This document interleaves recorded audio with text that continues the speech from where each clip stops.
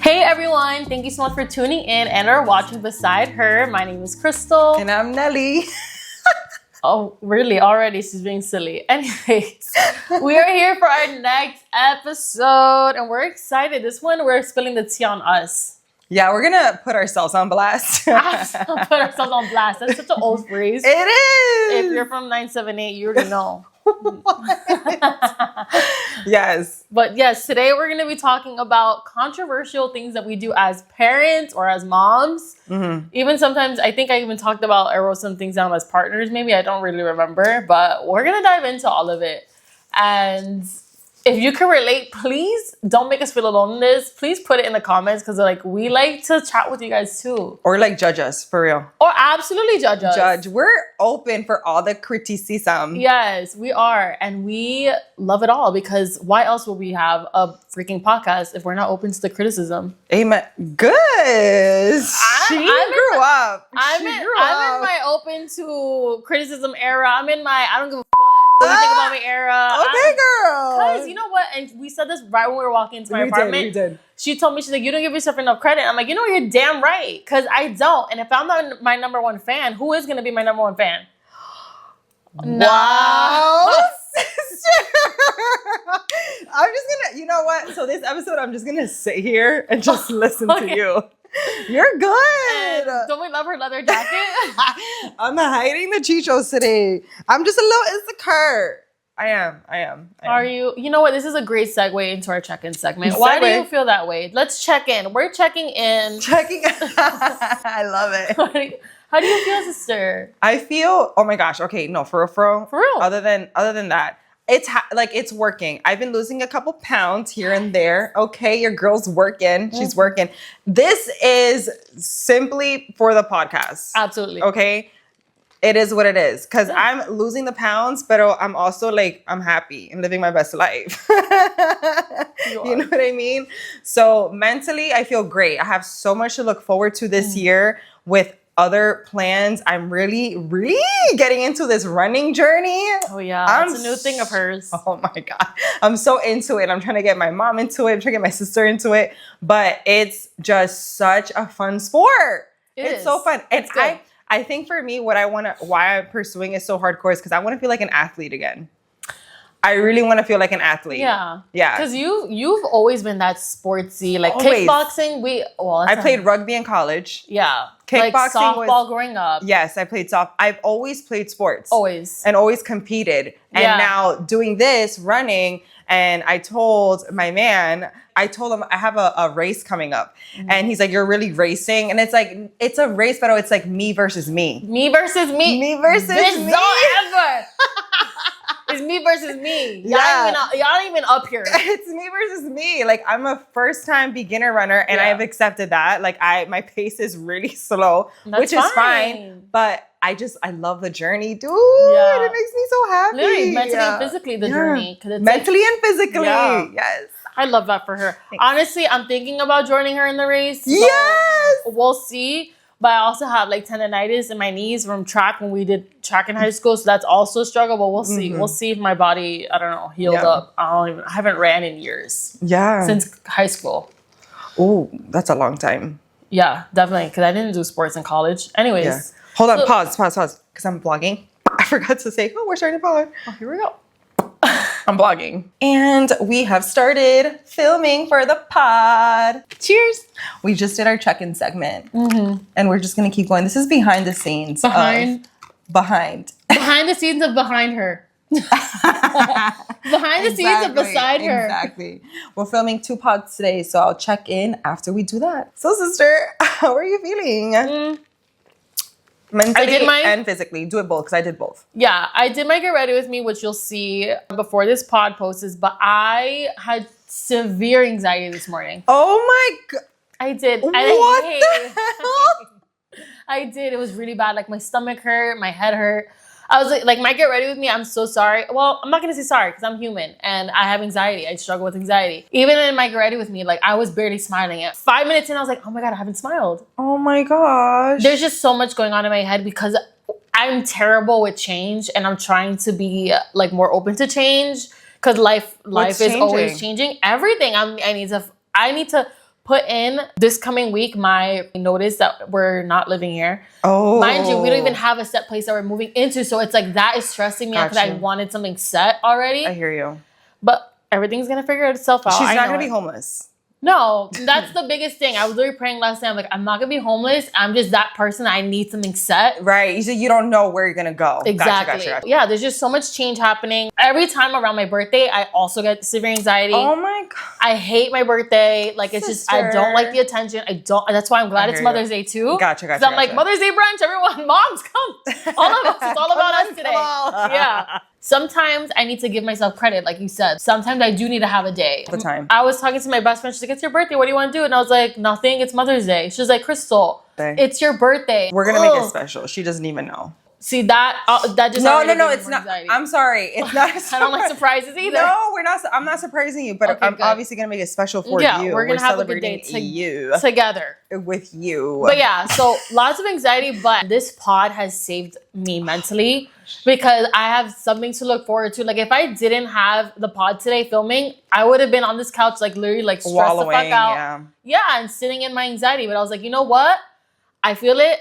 I filmed my Get Ready With Me and I already felt better. It is what it is. Yes. And we started early too. Oh yeah. Usually I wait for her to do the Get Ready and I was like, nope, we got to get shit done today. We have things to do. So that's where I'm at mentally. I'm feeling better now. Good. No more anxiety. It's like at the back. I will deal. If you also have anxiety and like have coping mechanisms that work for you, please comment. Because me, I can tell you. No, I know you, but you've told me. I take pills. Yeah.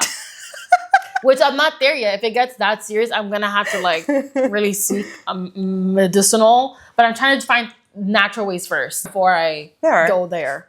But yeah, so that's where I'm at. That's really cute, sister. That was a good check-in. I love that. You were real and raw. We're raw. Real and raw. We talked about changing the pod name to Real and Raw, but I was like, that's disgusting. The word raw is it's disgusting. I love it. I know you do. We're gonna have 2 kids. We're gonna sister.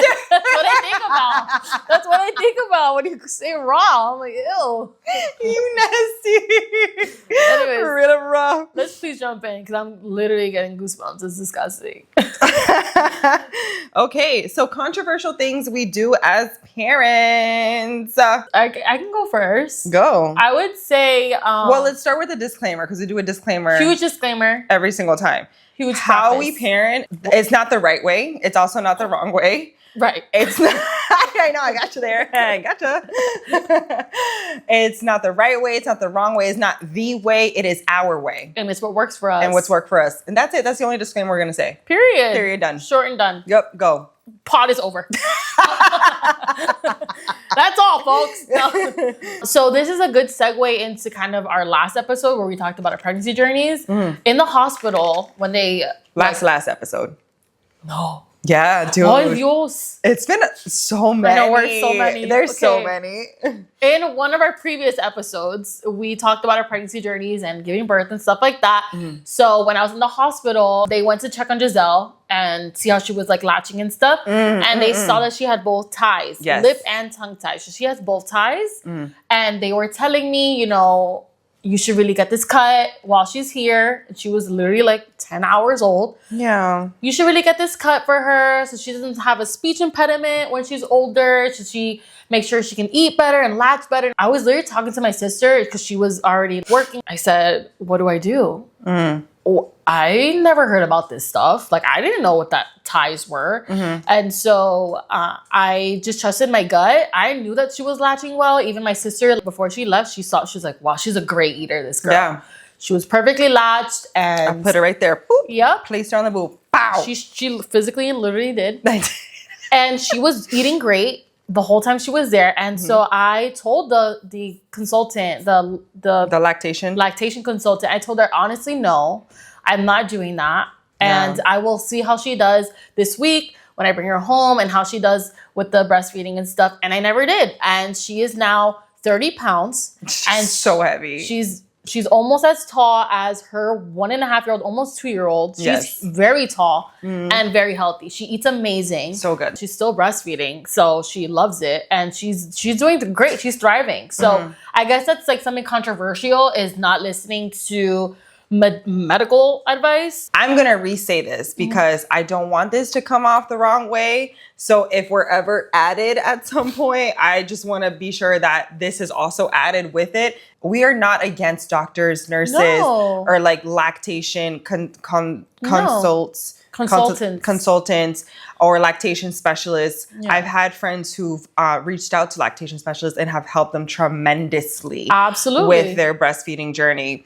And it's more so like we try everything we can to do what we can first before seeking medical attention. Yeah, and that's what happened. And it's always, you always have to remember too that the things that doctors say is a lot of times recommended. Correct. It's not that it's life or death kind of thing. Right. If it is life or death, obviously they'll tell you it is very much so a recommended thing. Yeah.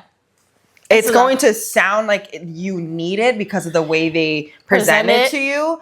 And that's how it's supposed to be. But it's a recommendation. Yeah, you have a say. You're not, you don't have to do things. That's why. There's so many things that I've turned down with my kid's pediatrician. Absolutely. That and to this day, I don't regret it. Or we don't, because I don't make the decisions by myself. But like, we don't regret it. Not one bit. There's so many times where, and we will get into it. What? Controversial things. Oh, no. I guess this is on the topic of like saying no to medical advice. Yeah. So one thing that I've said no to is so many times when my kids would go, because you go to their checkups so many times in their first year of life. Mm-hmm. And with both of my kids, they were always recommended a speech therapist because, oh my gosh, yes. Because he would go for his checkup and he'd be like, I don't know, like 10 months old or something. Mm-hmm. And the pediatrician would be like, oh, he should say at least 200 words by now. Right. I'm like, first of all, where did you get that number? 200? That sounds like a lot of words. That's a lot. What do you consider a word? Right. And that's a lot. And it very easily can give a parent anxiety. It's like, oh my God, is my son like, how do you say it in English? Delayed, like retrasado, right? Delayed. I love it. Retrasado. I haven't heard that word in years. Yeah, but like behind. Delayed, yeah. You would think that they're behind. And then just as of recent, my son, who's about to be 4 years old, he was given a vision test. What? A vision test with his pediatrician. I wasn't there for the appointment. His dad went and brought him. When they came back, he told me, he needs to go to the ophthalmologist or the eye. Is that what the eye doctor is? Something like that in Children's Hospital because he failed the eye test. I'm like, he failed the eye test. I'm like, what? How did they test that? And he's like, they just put a machine in front of his face for like 2 seconds and said he failed. I'm like, what?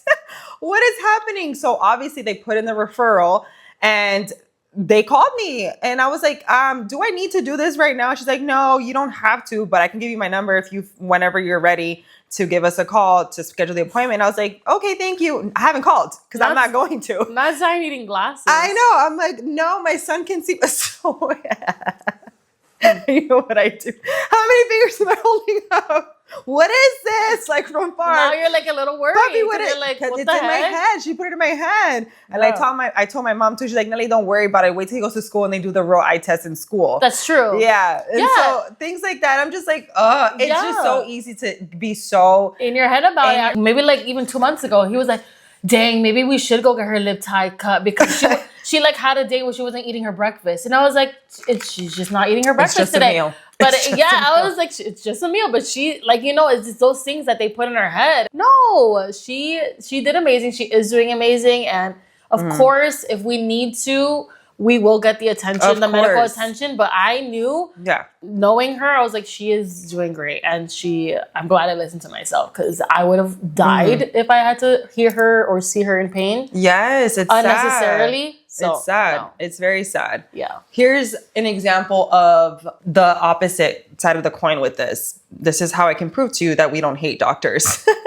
We never do. I had my son's tonsils removed recently because his snoring was so incredibly bad. It was blocking kind of like his breathing. Yeah. And he got his tonsils and adenoids removed. And that was recommended by the doctor. They said he didn't really need it right away. Right. But I was like, no, I want to get this fixed now because it really did sound bad. And so we did that intervention and now he's perfectly fine. It's amazing. It's so I'm good. glad you did it before when he was little too. It would be worse later. I feel like more traumatizing. I think so. Yeah. No, it was so good. So cutesy. So that's, I guess, one thing that we do as controversial things as parents, which it is what it is. Judge us if you want. We're just trying to listen to our kids. Let's talk about sleep.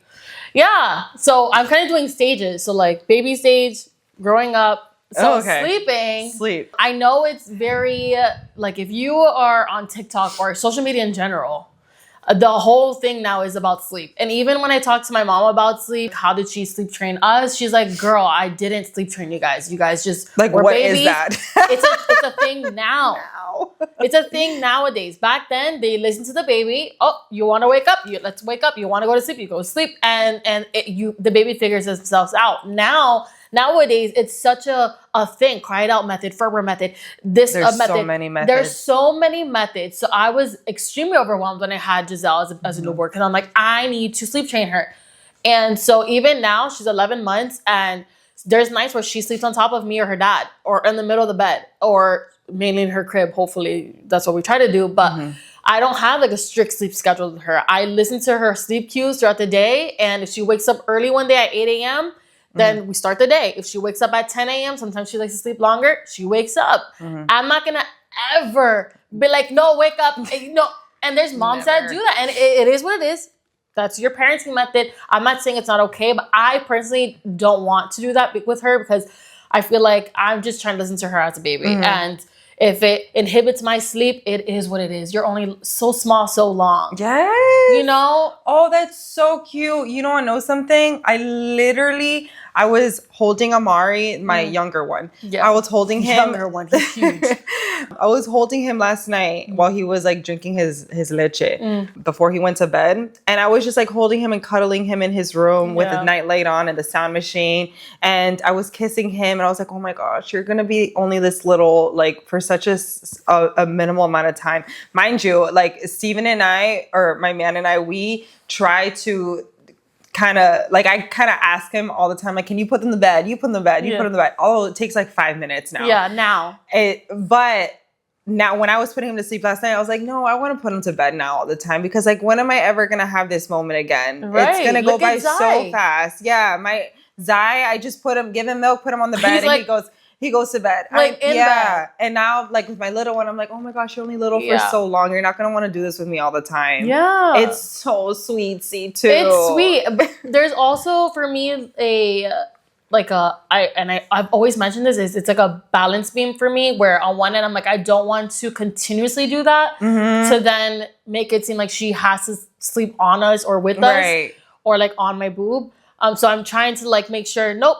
Like when she starts to get like really drowsy, I'm like, I put her in her crib. Yes. Put her in her crib, knock out, whatever. But if she's struggling, I have to console her or her dad or whatever. And it is what it is. I cannot. You have to also mention that you are in a 1-bedroom. I was just going to say that. I also sleep with her in my room. So it's also hard for her to like wake up and see us and be like, I want to be there. You're very much available. Yeah. Yeah. To go off of that, when we had our first kid, we moved into a 1-bedroom apartment. Yep. And so we co-slept with my first son for the first 17 years. 2.5 years of his life. Yeah, like he was literally in our bed. He was a cohabitant. He was in our bed, the middle, sleeping in between us. Starfish. For the first 2 years of his life. Yes, 1000%. We did have a crib in the room with us. And I would try to put him into the crib because we didn't have a crib at first. It was just our bed. Yeah. We eventually got a crib. We're like, we need to get him out of our bed. Well, you had the bassinet first. We did have the bassinet, yeah, yes. You didn't co-sleep as a newborn. No, not as a newborn. It was when he was thicker. Yeah. But he did sleep with us in our bed. I remember breastfeeding him, like laying down on my side, breastfeeding him, and I would just fall asleep and forget that I'm breastfeeding. And he's sleeping. Yep. He's sleeping there. And he was like 4 months old. We tried putting him in the crib and that never worked for us at all because he would wake up, like Crystal was saying, see me, pull my hair to get out of the crib, and I would have to pick him up and he would come right on the bed. Yeah. So I was co-sleeping with my my first son for years. And now he's in his big boy bed. He's in the toddler bed. But he does wake up in the middle of the night. Sometimes at like 5 a.m., he'll get out of the bed, run to our room, and come in our bed. Sometimes we'd wake up in the middle of the night and I would turn and see that he's there. And I'm like, when? When did you get there? I love it. Yeah, it's so crazy. And then my second son, we did it a little bit different. We actually were in a 2-bedroom. Yeah. I started the sleep training with him. She did. Yes, when he was 6 months old. And it was hard at first. The first 2 months were really, really hard. I'm so grateful for my man because he was the one that woke up every single night at 3 a.m. and was doing that and like rocking him. Because I didn't want to wake up because then he would smell my boobs and he would want boobs. And I wanted to cut that. Yep. Yeah. I still breastfed him for a full year. Yeah. But I wanted to, feeds. I wanted to stop the night feeds. Yeah. Because that's what he was using for comfort. So Stephen would wake up, rock him, go back to sleep. Sometimes they'd be out there for like an hour. Yeah. Yes. Rock him and he'd fall asleep and go back to his crib. Eventually he learned that like, I'm not going to get my way. She's not coming. So I'm just going to stay sleeping. I don't even want this anymore. Yeah. So he would sleep through the night and it was amazing. It was so great. And now he learned how to climb his crib a few weeks ago. And so now he's climbing his crib and we had him in our bed because he had a really bad fever like a month ago. And so we had him in our bed because I was really concerned. I was giving him meds like every 3 hours. So he had to, I just wanted him next to me anyway because I didn't want to wake up, go to the room, wake up the other one, give him the meds. And so I guess he got used to that. And now he's climbing out of the crib and he's coming. Now we have both kids running to us in the middle of the night and sleeping in our bed. Yeah. So Amari right now is waking up at like 5 a.m., running to our room with Steven's iPad. Dad. And he would just come sit in our bed and we turn the iPad on and he's just sitting watching the iPad and we're just like half asleep. Yeah. Talking about iPads. This is a good, I know I mentioned that because I'm like, this is such a good segue to like our other thing. Talking about iPads. We are screen time moms. Big time. And I don't feel bad about it. 0%. 0% bad. No. Nope. We work from home, first of all. So that's what we work from home. Yep. Taking calls all day. Taking calls, meetings. In meetings. Yeah. You think we're going to be playing flashcards while I'm taking a call? Yeah, you're going to watch Blippi, honey. You're going to have Miss Rachel read Miss Rachel is going to show you flashcards. Tia Raquel is reading your book. Go sit down. Yeah. You better listen to, Say mama. No, and this is a big one because this is honestly it is controversial. This one's a big one. Yeah, they all are. That's what we talk about it, girl. But this one's a big one because I mean, and I get it. Like you don't want to have your kid watching TV all day, just stuck. The biggest thing was I started back working. She just turned 4 months. She was little. Like I think about it now, I'm like I feel so bad. But she was 4 months old. I didn't have her on screen time because she was just so small. So I had to rock her, like really focus on her, like in my meetings. So I extended my trainings, like going back to work for 3 weeks to get her into her system. When she was around 5-6 months, that's when she was starting to get interested in the TV. And I was like, you know what? We're doing TV now. Bet. This is good. So I just do like Tia Raquel. I do Spanish. Now she's into Disney movies. She loves Disney movies and like Trolls. And she sings and she claps. She's so smart. She does words. Like, she's not delayed. I feel like the second I see that she's just stuck on the TV, that's when I start distracting her. I'm like, all right, let's do a game. Let's do something else. Because we work. So I can't give her all all of me. Unfortunately. You're one person, dude. I can't. And you have to make an income. Like, girl. Yeah. And so it's hard. Like sometimes I feel guilty because I'm not so present. But on the other end, again, here with that balance beam, on the other end, I wouldn't want her in a daycare right now. Aww. I'm like terrified of the stories that I see going around. Like, not my stories, girl. No, not yours. God has blessed us so well because when we stress about something, we pray on it. Like our whole family prays upon it. Yep.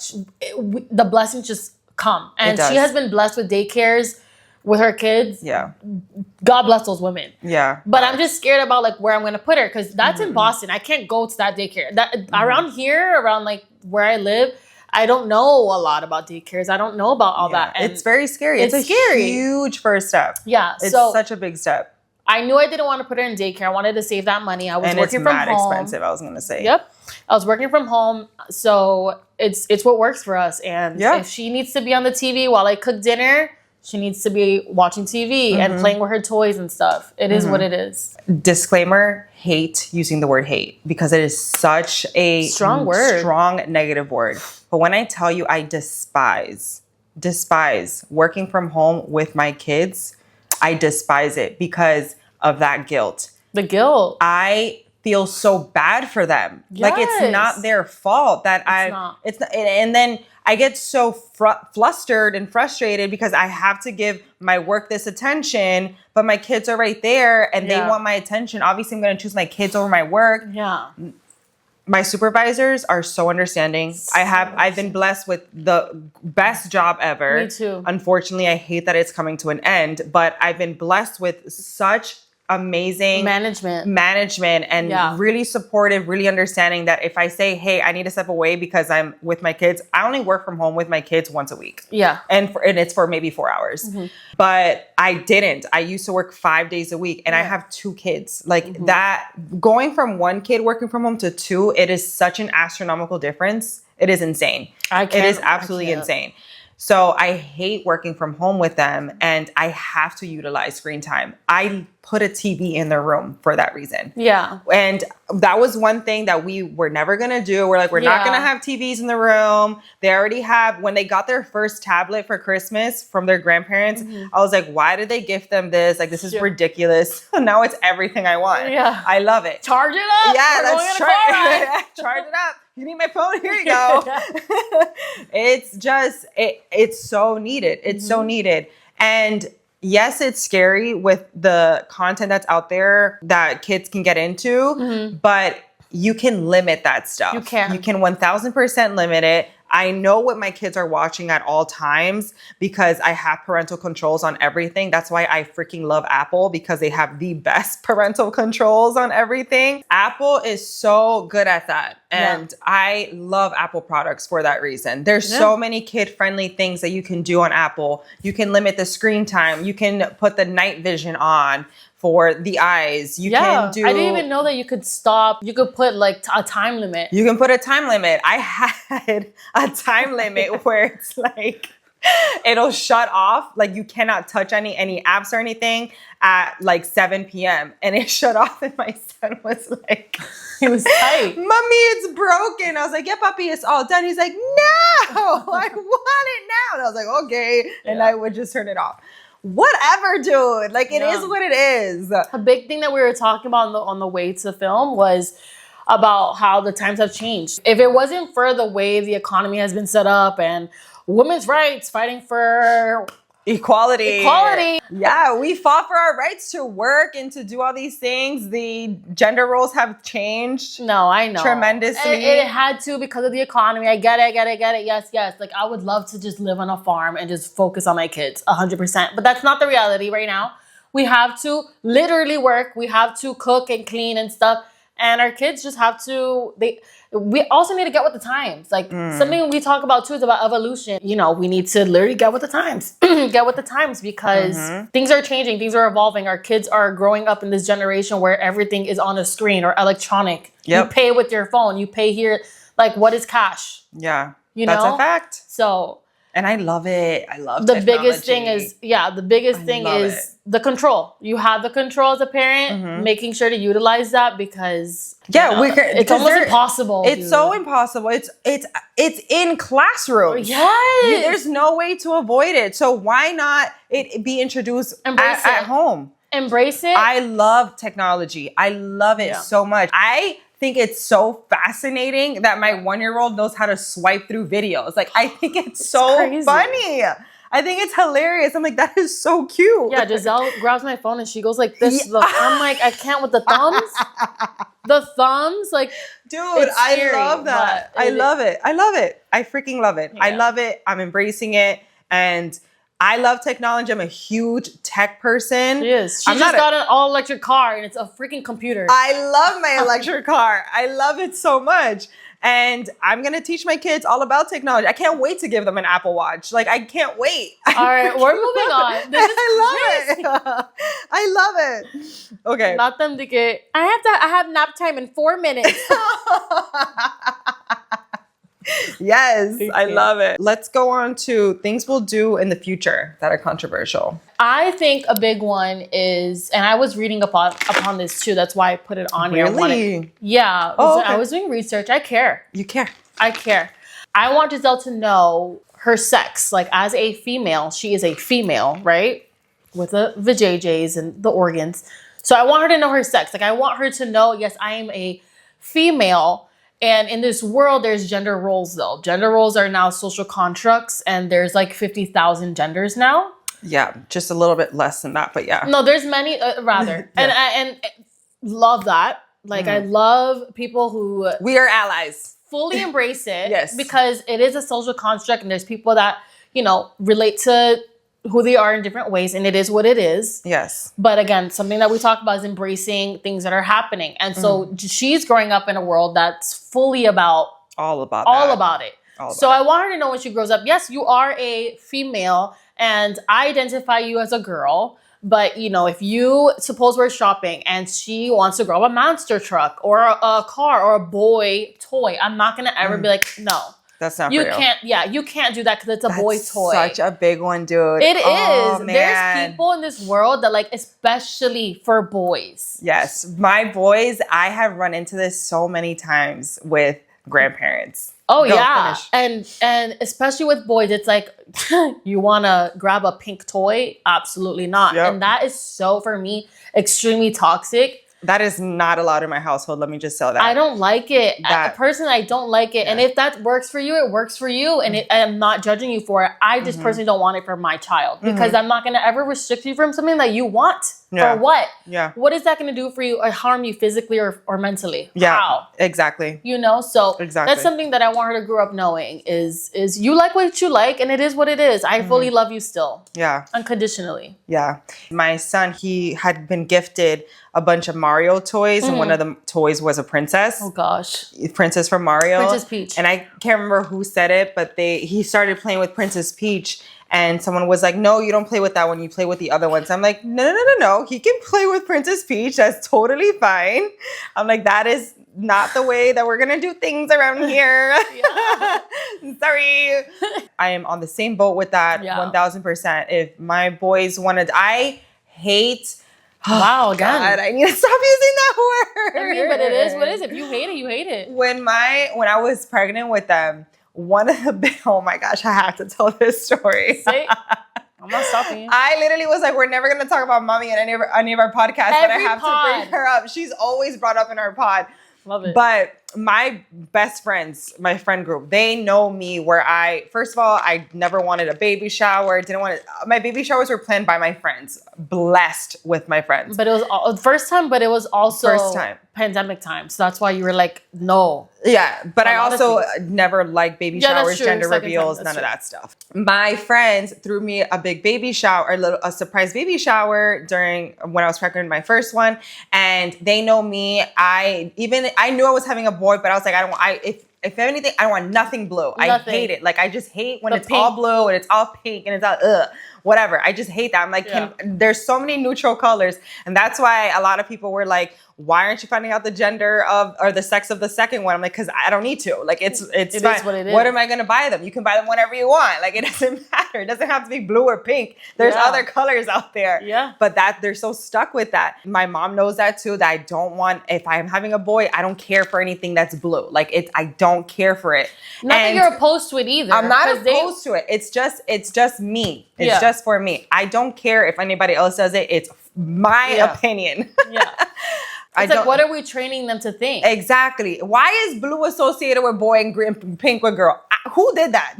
I don't know. I don't know. But The point of the story is that my friends threw me a really cutesy neutral colors. They had like browns and greens. It was like leaf theme and like it was so freaking cute. Teddy bears. Oh, it was so cute. And my mom knew I didn't want anything blue if I was ever gonna have a baby shower. And tell me why she shows up with a blue cake and a white baby as the topper. I don't remember. Do you remember that? I have terrible memory. Dude, I haven't found the picture, I'm gonna post it. If you're watching this on YouTube, you're probably seeing the picture right now. So if you're listening to this pod, look at the YouTube so you can see what the cake looked at. But that was the only blue thing that was in the whole baby shower was a blue cake. And my mom was the one planning this with my friends and told them, don't bring anything blue, nothing blue. And she brought a blue cake with a white baby. With a white baby, mind you. Her kid is darker than both of us combined. I know. Dude, oh man, that was so funny. But it's so cutesy. Like, she tried. I love it. She tried. Which it's so cute. But I'm just 100% agree with that, with what you said. Thank you. I'm glad we my son can play with Princess Peach and Giselle can have a monster truck. Absolutely. Like when we go over her house, like she plays with all of their boy toys and she loves it. She does love it. She loves it. She's like, rah! She's like, go off, sis. And when she has her tea parties, the boys are gonna be right there. They sure will. Oh my God, Zaire would love that. Yeah, I can't wait. I love it. So another thing that I wanted to talk about too, because we're in this phase right now, and it's gonna carry on as she grows up, is we're in the eating phase. She's trying all the foods. And you're so good at that. What? Feeding her? What do you do at home? Introducing her to foods. Oh yeah, she's an eater. She's just like Amari. That girl. I can't wait. Those two are gonna be so similar. I love it. They are. And Zyrus is the biggest brother ever. I love your kids. I miss them. Oh, anyways, another thing that we're doing now is introducing her to foods. And I was also doing my research on this because I was like, You're a research girl. Yeah, I want to know more about like her eating and stuff. I'm gonna link below the research papers that she's written. I didn't do all that, but TikTok. A big thing is, I wanted to just give her foods that we cook. Because I don't want to do the whole, I'm going to cook a separate meal for her and then we're going to eat this meal. It's just too much work, especially, don't, because you're... I can't wait. I'm going to go off. And it's not wrong. If you are going to cook a separate meal, it is not wrong. We've already made a disclaimer. They know. Yeah, it's not wrong. It's just for me right now, when I'm done work, I just need to cook the meal. And yeah, especially because she's so small. She's just trying food. She's not really eating full meals. So I was reading up on like how eating disorders are created at home. A big thing is never saying no to your kid. If they're hungry, it's so important to not no, where it's not time to eat, kitchen is closed type of thing. It's so important to be like, you're hungry, you want a snack, you want this, I made food, whatever it is, because they're physically, if they're communicating with you what they're physically feeling, what's it called? Physiologically feeling? Then that's such a good thing. That's a good skill. That's a huge skill, especially like as they grow up. When she starts speaking, I am hungry, knowing that your stomach, that feeling. That means that I'm hungry. Yeah, you're associating. Yeah, I'm angry. I'm sad. I'm happy. I'm surprised. Telling your child, no, you're not. Yeah. No, you're not, and we can't eat right now. Like I can't do that. I'm sorry. And again, if that works for you, works for you. But for me, I won't do that to her because that's how eating disorders are created. That's when binge eating is created. Yeah. When they start sneaking off at night to eat food in the fridge. And I'm going to tell you guys this fully, and because we are raw, real raw. Raw. But growing up, especially when I went to college, I definitely had an eating disorder. I would starve myself. Starve myself. Mind you, I was 90 pounds. You were. I needed to eat. But I was starving myself for no reason. Like literally no reason. It was also like anxiety. And then when I would eat 3 meals. Yeah. All at once. Feel sick to my stomach. And I knew it was bad. But for some reason, and I'm not saying this was started in my childhood at all, because I don't think so. I just think it had to do with my anxiety. It was super unhealthy. And I don't want that for her. Hell no. So definitely not doing that. And I just think it's super important. It's such a good skill for them to know, if I feel something, I want to communicate it. And if it makes sense, definitely giving it to them. Like you're listening to her. Yeah, listening and giving it to her. Kitchen is never closed, baby. Oh, you better eat that up. Sister, you're so good. You think so? I'm trying. You're so grown. You're so mature. No, that was really well said, sister. I'm trying. That was really well said. I'm very scared for her. And this is why I'm just going to sit here for this pod and just listening to you. Because you're so good. You're better than you think you are. I hope you, so. Like, I hope you understand that. Like, you're way better than you think you are. I hope so. You are. You're such a good mom. You are trying every day and you're doing so good. You're doing so freaking good. Everyone's experiences are different. Absolutely. And that's totally fine. Absolutely. Okay. And I wish that my 3-year-old was like my 1-year-old. Yep. Because then I wouldn't have to take orders like I'm in a freaking drive-thru. You're literally there. I am. You better cook me what I want. Yeah. I'm literally cooking 3 different meals almost every single night. And that's why I get so exhausted. Yes. Like, don't talk to me between the hours of 4 p.m. and 7 p.m. It's not happening. She's a full-blown Michelin star chef. Yeah, dude. The meals that I've learned how to create because of this child, I wish I was like my sister, because that's why I was giving her flowers and her praise. But also, it's not my fault. It's my kid. That's just how it's not my fault. It is him, dude. There's only so much that we can do and have control over. My son has an extremely strict diet, and it's not because of me. It's because of him. He will only eat papitas, which is French fries. He will only eat beef. He eats beef, white rice, moro, without the beans. So yellow rice. Yeah, without the beans. So just yellow rice. He'll eat chicken nuggets and tostones. Yep. That's the extent to what his eating will go. And BB waffles with peanut butter. Yes. He will only eat that every single... Okay, so I guess his list is kind of growing, which is great. It's great because he does do like the yogurts and all that stuff. Exactly. I just have a really hard time getting protein into him. And so one of the advices, or one of the things I've been told to do, is to continue presenting him food until he will eventually eat it. Did I try that when he was younger? Absolutely, I did. But I spent so much money on food, threw away so much food because he would never eat it. And to be quite honest with you, I don't have time for that.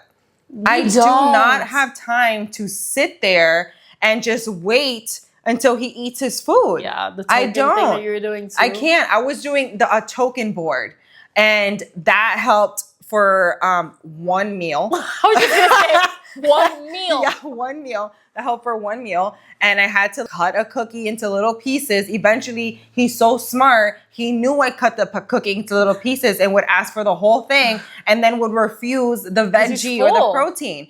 It's just too much, dude. It's too much on one person. It's a lot. It's a lot. My other son is the complete opposite. He'll eat everything that I give him. He's a tank. And sometimes I feel like I'm restricting him because there are days that I'm just too tired to make multiple meals. That I'm just like, you're going to eat whatever your brother wants to eat at this point. Like, he wants plain white rice and chicken nuggets, you're going to eat plain white rice and chicken nuggets. But that's also not bad. And it's not. You know what? It's not. And I do need to give myself some grace for that. Yeah. But it is a lot of freaking work. Yeah. It is so much work. And I do the multiple meals because I need this kid to eat. It's also the mom guilt. Like, I spoke to my pediatrician about Zaire.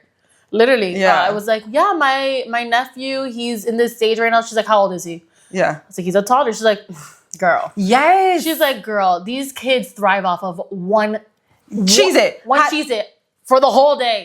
She's like, we are not worried. They come in. Mother's stressed about it. We're not worried. The whole thing is just introducing, and they will grow up and start eating full-blown meals. Yeah. It's a phase. I have a friend, her daughter eats orange slices all day. That's it. Yeah. 1 orange a day, and she's thriving. Yeah. So it is what it is. You just have the mom guilt. So you're cooking 14 meals, which I see this now where I'm like, I'm not doing that. If she ever gets that, I'm like, what do you want, honey? Yeah. Do you want pizza? I'll make you pizza. Like, I'm making the dough now. You ready? Pizza, Papa John's. Like, literally, it is what it is because we do the most for our kids. We do the most, yeah, 100%. So I'm with you. Yeah. I see her doing it. I'm like, you're right. You're going to have to do it because I can't.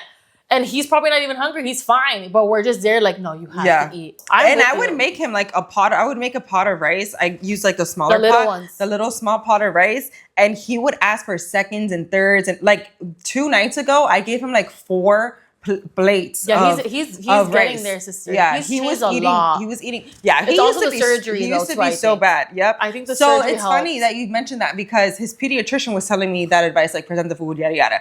And then when I got the surgery, one of the nurses came in and because he needed to eat stuff and he wasn't really eating, and they were 0% worried. She told me, she's like, that is the least of your worries. She's like, is he sleeping? Is he pooping? Is he peeing? Is he playing? Is he lethargic? No? Okay, you're good. She's like, I have her nephew is 15 years old and will only eat junk food like zebra cakes, but he's the most athletic person, and his mom, her sister, is so worried about it, and the nurse told his sister, your son is fine. He's totally fine. They go through they're going through a phase. They're going it's totally fine. Yeah. So I just am not going to worry about it. I'm not going to stress myself out over you're doing amazing, sweetie. My kid's fine. Yeah. Yeah. To close out though, I do think there's so many things that we do that are I guess they can teeter-totter on the controversial things, but I think we are the best moms that we can be for our kids. Oh my God, that was so good, sister. They're super healthy. They're checking all their milestones. That's the most important part. Who created milestones? Why does they have honestly that too? Why is there like why is it that they have to have 200 words at 10 months? Who said that? I don't even speak 200 words in a day. Myself. Literally. So who created these milestones, dude? They'll get there. Like if the baby starts walking at 15 months, great. If they start walking at 11 months, great. Yeah, who cares? It is what it is. Like, obviously, there's like okay, we need to do some intervention. There's a point there. But you're also not going to stress me out if he's not saying, or she's not saying, baba, mama, dada. Like, she will get there. She'll get there. Maybe she's quiet, like her dad. I think we're doing great. We're doing phenomenal. Yeah. You're doing great. You're doing phenomenal. Yes, you are. Put that mom guilt aside, please. Give yourself some grace. Yes. We're all out here just trying to live our best life, okay? Absolutely. We're just trying to live our best life. There's other things that we should be worried about. We're healthy. Yeah. We're happy. The people around us are healthy. For the most part, happy. For the most part. And that's all that matters. Truly, that's all that matters. Yeah. So we thank you so much if you're still watching, for tuning in. Or listening. And listening. Yes, of course, listeners. And we thank you. We see you. We thank you. And we love you. And that's all for today, folks. Yes. See you on the next one. Have a great day. Bye.